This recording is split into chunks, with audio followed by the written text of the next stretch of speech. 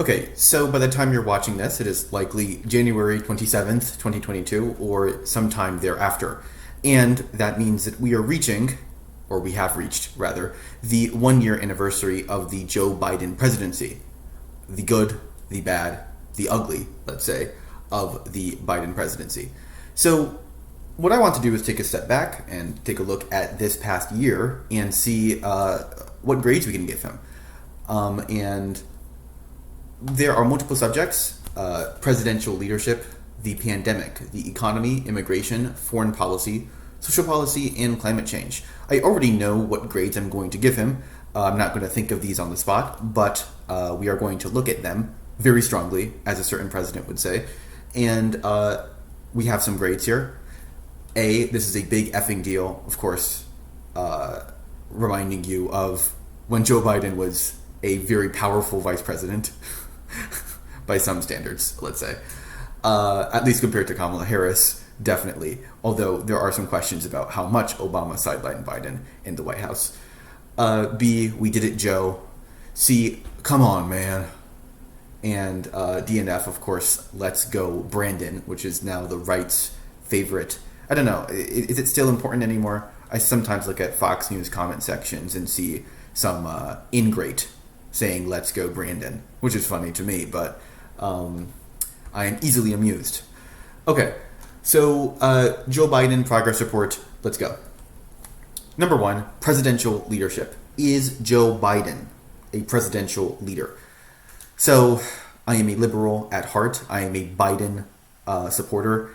I did vote for Joe Biden in the primary, although that was primarily due to, well, I didn't vote for him because I wasn't 18, but I say that I voted for him because had I been 18, which I turned that year, I would have likely voted for Joe Biden. And the major reason why is because I thought that he could win. I didn't think Bernie could win. I didn't think Warren could win. I have been a supporter of Biden since 2016 when I thought that he could win, and I thought that Hillary Clinton likely would not. Although I was kind of wrong on, well, I wasn't wrong on Hillary, she lost. But I would say that Hillary Clinton probably performed fine, I guess, despite losing the presidency. Anyway, regardless, the Republicans were slated to win that regardless, but I thought Biden could do a good job against whoever ran, and turns out it was Trump, which was maybe not good. Okay, so I have kind of established myself as someone who thinks that Joe Biden is a good leader, and yet I'm not going to give him a good score on presidential leadership. And the major reason why is because I don't know where the hell Joe Biden is. I don't know, right? Like with Obama or with Trump, I could have told you what he was doing, what he was communicating, and with President Joe Biden, the answer is I can't say what he's doing. I don't know what he's doing. So he has made no real affirmative case for his agenda, and perhaps you can argue that the mandate he was given was not a particularly strong mandate. His mandate was, I'm not Trump, and he ran and won on that mandate. So perhaps he believed that he didn't really have a mandate, but then he claimed that he would be the next FDR, which was not true. And as a result, I think his leadership skills have definitely gone downhill. You can look at his relationship with Kamala Harris, not particularly good. I know they make it seem good in the media, but it seems as if behind the scenes it's not going too well for either of them. Although the Biden chief of staff and the Biden White House team is definitely more cohesive than Harris's, but that's not a very big accomplishment given that Kamala's team is not great, despite having the impeccable press secretary Simone Sanders, who they recently lost. So yeah, for this reason, the fact that Biden has not gone out and really given an affirmative agenda, I don't know what he stands for. He is basically not doing anything in terms of presidential leadership. So for that reason, he does get a C- on presidential leadership. So let's see, let's put C- here. Let's hope this works. C-, there we go. C- on presidential leadership. Not good, Joe. The pandemic. Before Omicron, I would have definitely given him a higher score than I'm going to give him.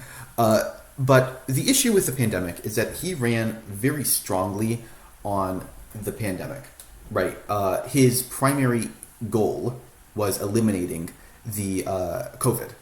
And of course, that was never really an attainable goal. At least now we know that. We used to believe it was attainable. But with the spread of certain variants, it seems to be completely unattainable. And it really requires a global effort, not an effort in the United States. So as a result, like, you can't really grade him on that. I mean, you could, but that would be a very low grade. And I think we kind of forget that there was a very huge drive for vaccinations at the beginning that outmatched even the administration's own expectations, although those expectations admittedly were low on purpose. They were purposefully undershot what they believed they were going to hit. So, yeah, that was an accomplishment, but it was an accomplishment that they created themselves. Regardless, it is important to know a lot of things on the pandemic that they didn't know at the beginning, so you can't give them a great score on the pandemic. I think they handled the original variants well. Delta became something not great for them. Then you had Omicron, and that kind of, ruined the entire party.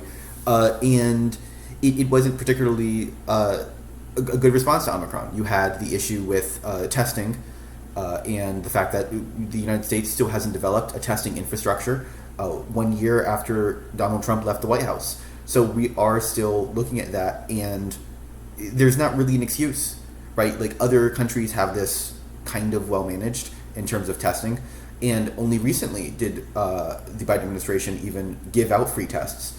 And those free tests, by the way, I think there's a pretty good infrastructure for them in terms of 4 tests per household, in terms of the USPS delivering them. And I'm a huge fan of the USPS in terms of them being a public company that, well, okay, let's not get into how they're organized, but a company that the federal government can work with well.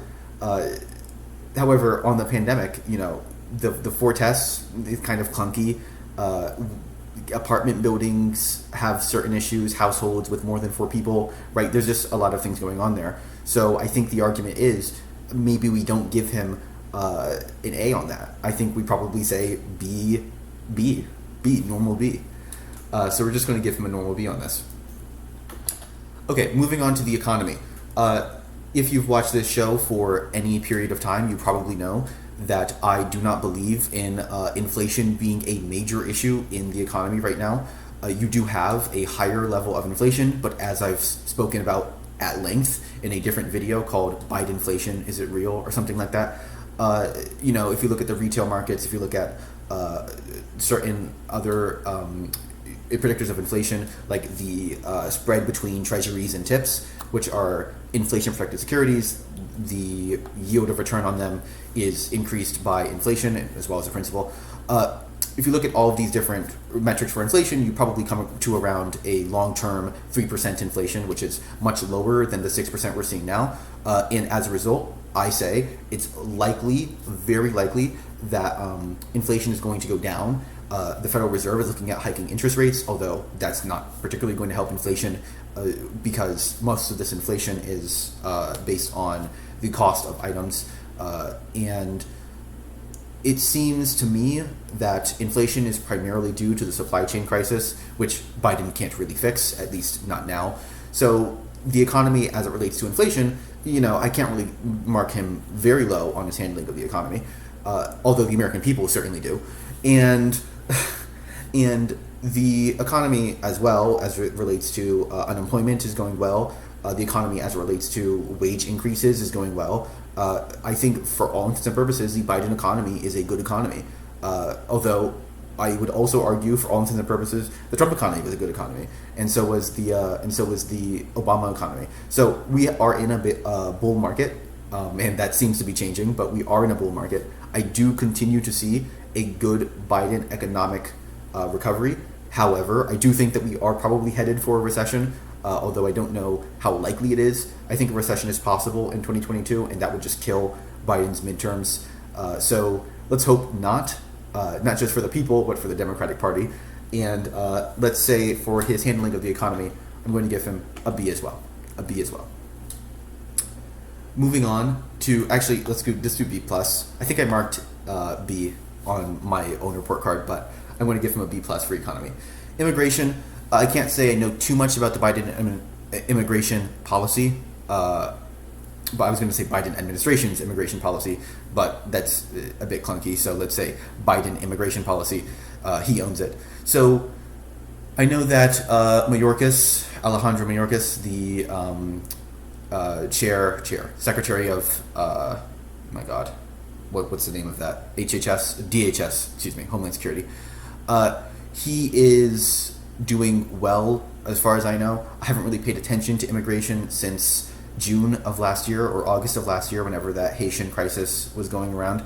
Of course, Biden takes hits for going against my people, the Haitians, the Haitian immigrants. But he also gets an increase for trying to implement a moratorium on deportations, which is a good thing from the perspective of immigrants. And as a result, I mean, I would probably give him an A- on this. It was fine. A lot of his immigration policy is determined by the courts. He is still pushing Remain in Mexico. He is still pushing Title 42. But a lot of that is the courts, and a lot of that is domestic pressure from not just from the right, but even from members of the center in his own party. So I can't really mark him down too much because of that. And as a result, I'm going to probably give him an A- on immigration, especially related to the past guy who was definitely an F on immigration. Foreign policy is another one that we need to look at very strongly. Of course, you see the Russia-Ukraine crisis going on. You may have seen my video on international issues to look at in the next year. Number 10 was Russia-Ukraine, and I'm not changing that. I do think Russia and Ukraine is important, but I don't think it will be this massive war that people are seeing coming in the future. I just don't see it turning that way, and you can tell me if I'm wrong in the comments or whatever. But I think I'll be proven right at the end of this month, which is January. But at the end of February, I think I'll be proven right. Foreign policy is definitely an issue for Biden. You look at Afghanistan, which, by the way, was not particularly important to me.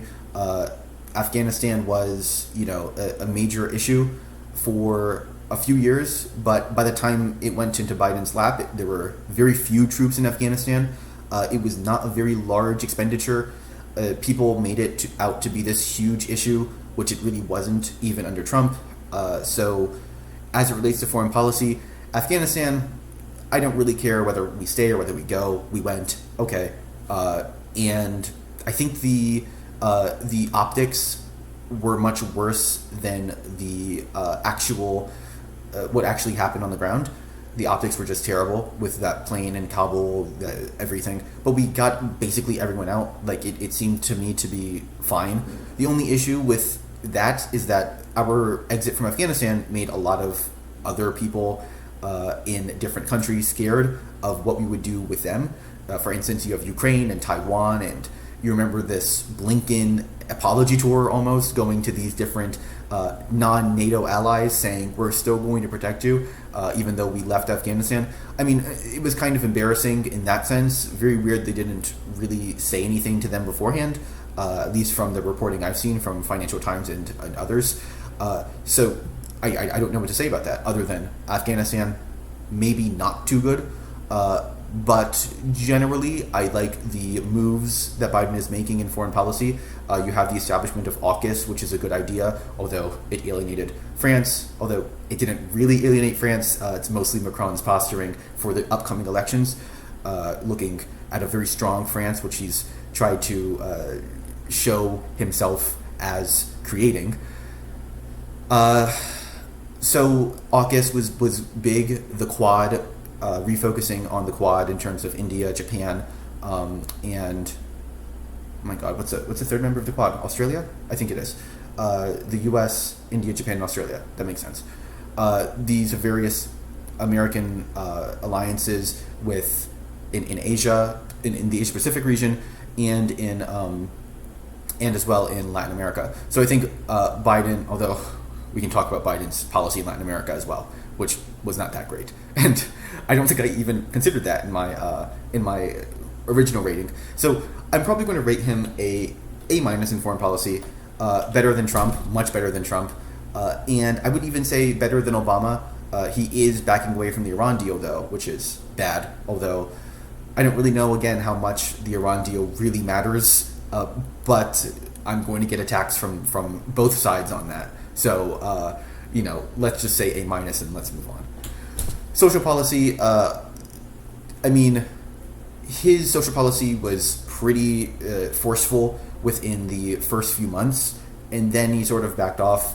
A major portion of that was trans rights, which was kind of alienating to a lot of voters in these like Midwest areas, which is you have to take some voters, you have to lose some voters. It just happens to be the case. Although I'm not really sure how many voters Biden gained from doing that. But looking at it from a civil rights perspective, reversing the transgender ban in the military was a good idea, and probably even politically a good idea. However, I think the Democratic Party has lost a lot of these social policy conflicts, even though they're completely manufactured. Right, trans women in sports, that argument almost completely manufactured. The critical race theory argument, completely manufactured, entirely manufactured.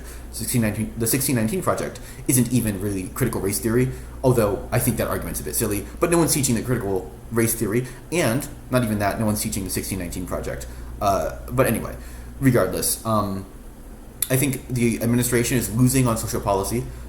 But that being said, I generally support democratic social policy, so he probably is going to get an A on that, except for the fact that he did not do anything on Black Lives Matter, which was, I think, the primary driving force in 2020, even for his election. So he did nothing on that. He did nothing with justice and policing, and as a result, he's not going to get an A. He cannot get an A on that. So let's say for now, an A minus on social policy.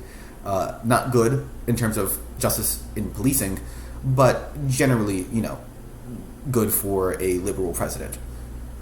And finally, climate change. I thought I failed him on one of these categories. I really did. But anyway, I think I failed him on presidential leadership, but changed it very quickly. Okay, climate change. He's not doing nearly enough to stop climate change. In fact, the bipartisan infrastructure bill seems destined to increase fossil fuels, increase carbon footprints due to the expansion of roads, which, I think we should expand roads anyway, but you definitely need some form of electric vehicle charging to displace that impact on the climate. As a result, I'm not going to give him an A in climate change. I think that he needs to do more in terms of climate infrastructure. Build Back Better could have definitely done that, and it seems to be stalled in the Congress, so that's not good. And he should do more. So let's just say he did go back to the Paris Climate Accords, which is pretty important, although the Paris Climate Accords aren't binding really in any real sense, so take that how you will. I'll just give him, let's say, an A minus on climate change. So with that, I'm probably going to end up giving Biden a B. I'm going to give him a B, even though there's a lot of A minuses. I'm not going to give him a B plus. I'm going to give him simply a B. And the reason why is because of presidential leadership. I think that is the huge thing. I do not see Biden often, which I guess, he isn't Trump. Trump was seen every day, and people got sick of Trump and they kicked him out. But with Biden, I'm a political junkie in that sense, so I should know what Biden's doing. And yet, almost all reporting I see is this is what the senators are doing, this is what the House is doing, this is what Pelosi's pushing, Schumer's pushing, this is what Sanders, Manchin, etc. is pushing. I never see this is what Biden's pushing. So Biden's agenda just simply doesn't exist, number one. And number two, Biden, I don't think I mentioned these two names. I didn't mention Manchin or Sinema inside this entire thing, because I'm talking about the president, but Biden is not getting support from Manchin and Sinema, which, okay, you can argue that that's not his fault, but it absolutely is. There is, or it may not be his fault. I'm not going to say it's his fault, actually. I am going to say, however, that he knows that he has Manchin and Sinema, so he has to work around them or with them, and he hasn't done that yet. The primary people who have pushed bipartisan agendas are Manchin and Sinema, and I think it was Angus King who also was on that was on the infrastructure bill. It was not, however, Biden. So say what you will about Manchin, but it's not going too well for Biden on that front anyway. So with that, I'm giving him a B because I rank presidential leadership as higher than any of the other categories because that's the major one Biden has control over, that and foreign policy, as well as social policy to some extent and the pandemic to some extent. So for that reason, he gets a B, and you will be, I just made that up right now, but I think that's funny, you will be tuning in next time because, as you know, the change we need to see is always in progress. Thank you for watching.